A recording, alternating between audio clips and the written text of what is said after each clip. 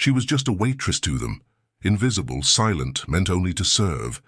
But when a billionaire CEO mocked her in front of his elite guests, he never expected the quiet woman in the uniform to respond in flawless Arabic, or to reveal a secret that would shatter his entire world. This is the story of how one woman's dignity brought a room of powerful people to their feet. If you believe in the power of standing up against arrogance and owning your worth, subscribe now and hit the notification bell. We tell the stories of unsung heroes who redefine what it means to be powerful. This story of courage and quiet strength has resonated with people across the globe. We'd love to know, which country are you watching from today? The crystal glass chimed, a perfect high note in the symphony of curated opulence. It was the only sound Aaliyah Brooks allowed herself to make. In the Beverly Hills Grand Ballroom, she was a spectre in black, moving with an invisible grace between islands of staggering wealth. Her tray was an extension of her will, steady and silent. She was the help. And in this world, the help was meant to be unseen, unheard, a phantom. That illusion shattered with a single sentence. You let a woman like her touch crystal glass? What are we running, a charity now? The voice, belonging to billionaire al-Najar, was a scalpel, sharp and cold, designed to dissect and diminish. It was followed by a ripple of laughter, brittle and complicit. Aaliyah didn't flinch. She didn't hurry. She completed her motion, placing the glass on the linen with a finality that felt like a period at the end of his sentence. Then she turned. Her eyes, deep and impossibly calm, met his. The room seemed to hold its breath. When she spoke, it was not in the English he had used to mock her, but in Arabic, flawless, classical and poetic. The crystal does not define the worth of the one who holds it, she said, her voice clear as water. It only reflects the dignity of the one who drinks from it. The silence that followed was heavier, more profound than the laughter had been. al-Najar blinked, his smug certainty faltering. He had thrown a stone, expecting to hit something soft and yielding. Instead, he had struck granite, and the echo was in a language he thought was his alone to wield as a weapon. In that moment, the background became the foreground. The invisible woman became the only person in the room worth looking at. This is more than a story about a comeback. This is a story about presence, about the quiet power that waits in the shadows, and what happens when it decides to step into the light. If you've ever been underestimated, ever been made to feel small in a room that needed your light to even see itself, then you understand why what happens next isn't just satisfying, it's necessary. Aaliyah Brooks was an archive of silenced potential. At 26, her life was a map of diverging paths. The path not taken was paved with accolades. A linguistics prodigy, she had been her university's star. A polyglot who could deconstruct diplomatic cables in 5 languages before most people had their morning coffee. She had stood on stages, her voice a tool for bridge building, her mind a beacon. That path ended abruptly, not with a failure but with a phone call. Her mother, her first and most brilliant teacher, the woman who had filled their small Atlanta apartment with the music of Arabic poetry and the logic of French grammar, had fallen ill. The diagnosis was a ruthless final verdict. Aaliyah left her scholarship, her promising internship, her future without a second thought. She became a caregiver, a payer of bills, a holder of hands. The languages she mastered became tools for deciphering medical jargon and negotiating with insurance companies. After her mother's passing, Los Angeles offered a clean, if harsh, slate. The waitressing job at La Maison Celeste was a means of survival. The pay was good, the hours long, and it demanded a different kind of performance, one of quiet servitude.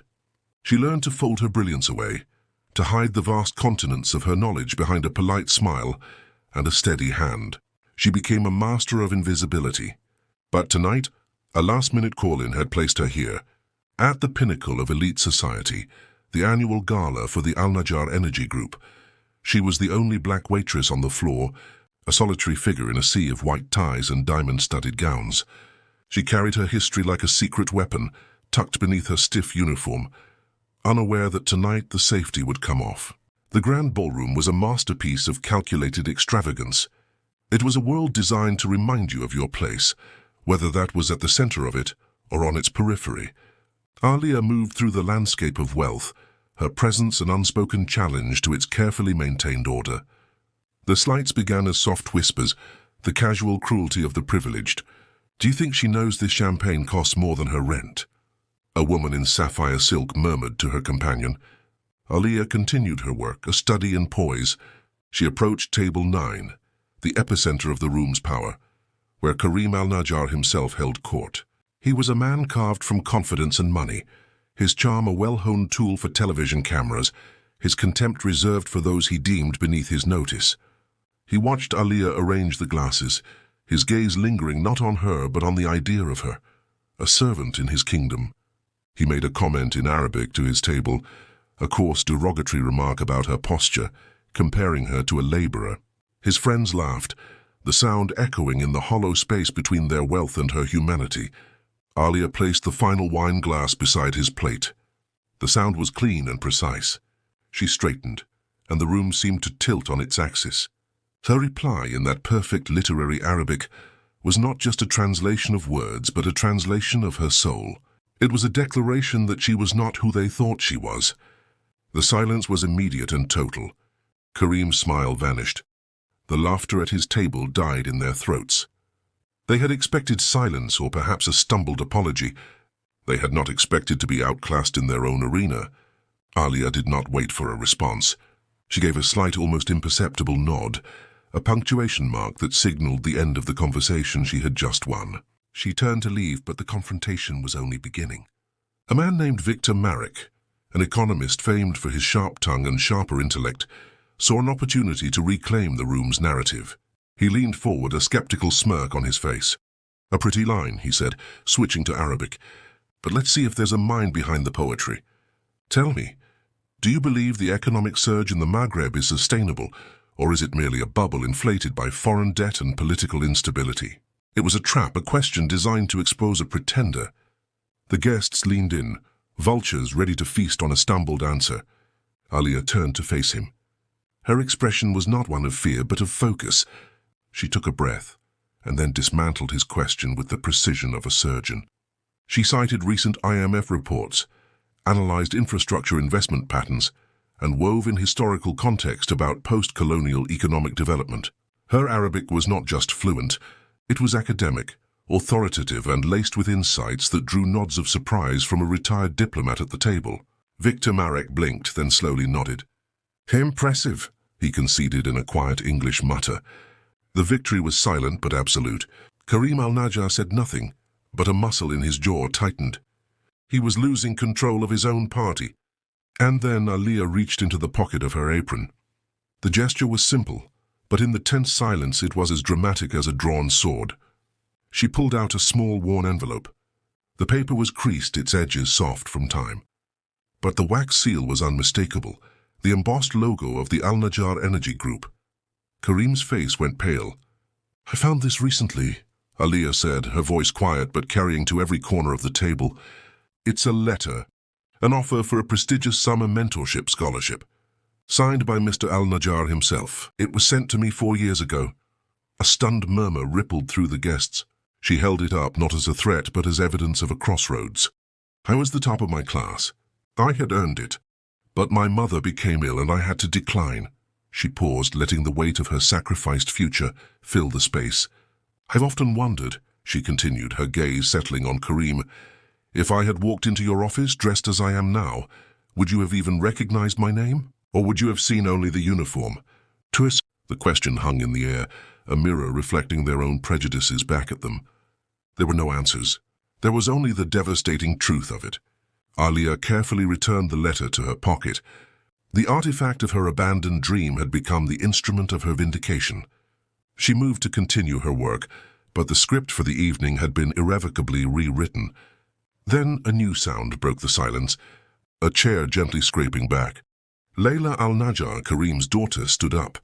Her face was not one of anger, but of pained clarity.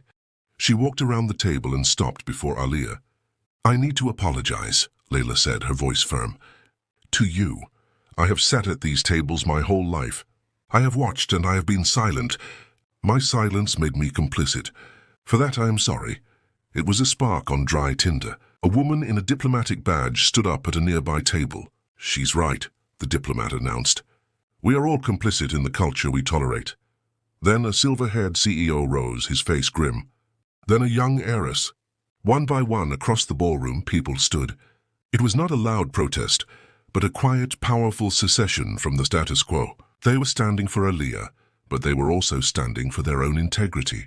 Karim al-Najar remained seated, isolated at his own table, the king of a castle that was suddenly, silently, abandoning him.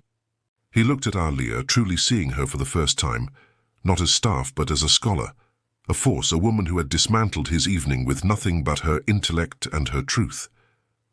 He gave a single, slow nod. It wasn't an apology, but it was an acknowledgement. The war was over. He had lost. A week later, a thick, cream-colored envelope arrived at Aliyah's apartment. It contained a new letter from the al-Najar Energy Group. It was not a mentorship offer. It was an offer for a full-time senior consultant position in their international relations division, with a salary that reflected her worth. Attached was a personal note from Layla al-Najar. "The table is waiting for you," it read, "and this time the seat is yours." Aliyah Brooks, the waitress, was gone. In her place was Aliyah Brooks, the architect of her own destiny. She had been offered a seat at the table, not because she had asked for it, but because she had proven she was the most powerful person in the room.